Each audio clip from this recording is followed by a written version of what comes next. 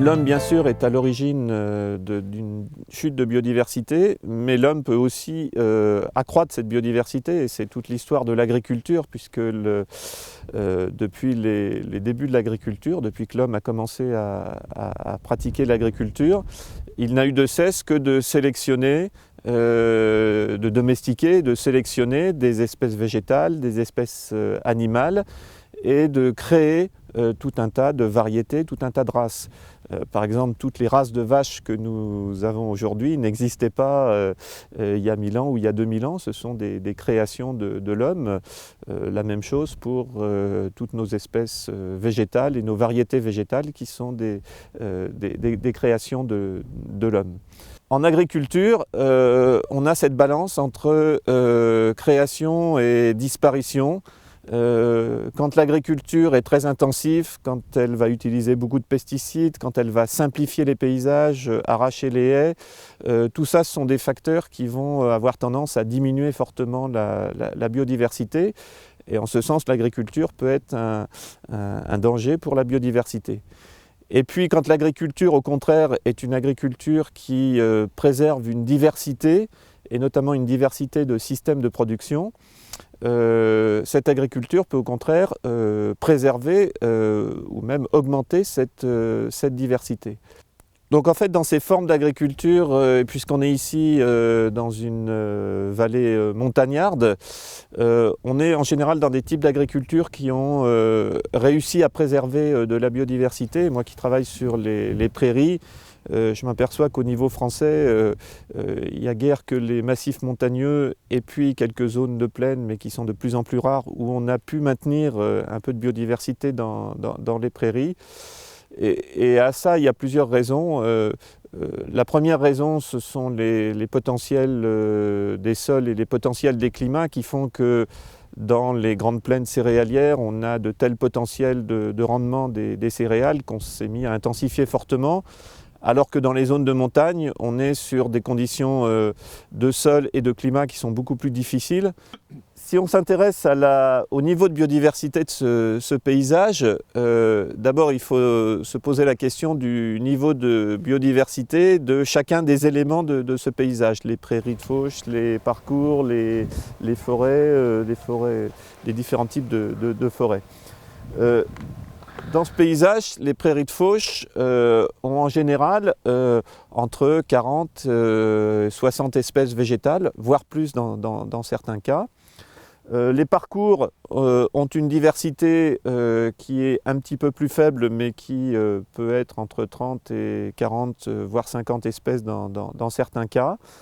Et ces situations intermédiaires peuvent être relativement riches, mais autour de 20, 30, voire 40 espèces. Et puis, dans les zones de forêt, on est sur des niveaux de diversité végétale qui sont un petit peu plus faibles, qui peuvent être dans les forêts où on mélange conifères, feuillus, de l'ordre de 20-25 espèces. Et puis ce chiffre peut tomber très fortement dans les peuplements monospécifiques d'épicéas, où on peut avoir alors une seule espèce d'arbre et puis quelques espèces végétales qui poussent entre les épicéas, mais être à 5-6 espèces végétales. Alors j'ai parlé que d'espèces végétales, mais il faut voir qu'à côté de ça, il y a aussi toutes les espèces animales, toutes les espèces de micro-organismes, les champignons, les bactéries, etc., qu'il faut également compter. Et là aussi, il y a une très forte diversité. Et globalement, cette diversité d'espèces animales, de champignons, de bactéries, est relativement liée au niveau de diversité végétale. C'est-à-dire que là où on va avoir, par exemple, dans les prairies de fauche, beaucoup d'espèces végétales, ça va se traduire généralement par beaucoup d'espèces animales. Pourquoi ? Parce que, par exemple, sur les espèces de papillons ou sur les espèces d'insectes pollinisateurs, certaines espèces vont être spécialisées sur une espèce végétale, d'autres vont être généralistes. Mais si on a beaucoup d'espèces spécialisées sur une espèce végétale, plus on a d'espèces végétales et plus on a d'espèces d'insectes pollinisateurs spécialisés.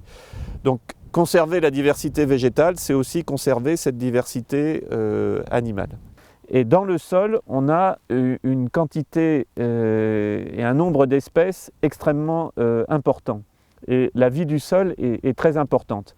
Alors pour illustrer ça, simplement on peut s'imaginer que dans une prairie, quand on voit des vaches sur une prairie, eh bien, il y a autant de masse, de biomasse, de poids d'animaux dans le sol que de poids de vaches à la surface, au-dessus de la surface du sol. Donc ça illustre en fait la formidable vie du sol, et cette matière organique, elle contribue à augmenter cette vie du sol. En termes de nombre d'espèces de plantes, si on démarre de la prairie de fauche, par exemple, qui a 40 ou 60 espèces, lorsque cette prairie de fauche va être abandonnée, dans un premier temps, ce sont les graminées qui vont pousser, notamment certaines graminées qui poussent assez haut, qui vont un peu étouffer les autres plantes, et on va progressivement diminuer le nombre d'espèces. Et puis quand les genêts, les fougères vont arriver, on va encore plus diminuer, et puis on va à ce moment-là descendre à 20, 15 espèces, parce que la fougère et le genêt, on le voit ici, ont tendance à complètement étouffer l'ensemble de la végétation, et toutes les autres espèces vont progressivement disparaître. Donc dans ces vallées vosgiennes, l'agriculture a créé des paysages dont on a vu qu'ils permettaient d'avoir une forte biodiversité. Et inversement, dès lors que l'élevage a reculé, que l'agriculture a été abandonnée, eh bien, ça s'est traduit très clairement par une perte de biodiversité. Alors pourquoi cet abandon de l'élevage ? En fait, il y a de nombreux facteurs qui l'expliquent. Une évolution de l'élevage avec des conditions qui sont rendues de plus en plus difficiles. D'abord pour des raisons économiques de rentabilité de l'élevage.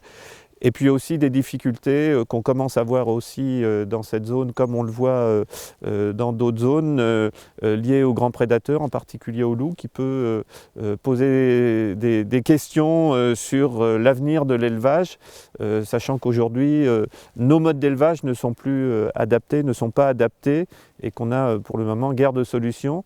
Et donc toutes ces menaces sur l'élevage sont aussi indirectement ou même directement des menaces sur la biodiversité.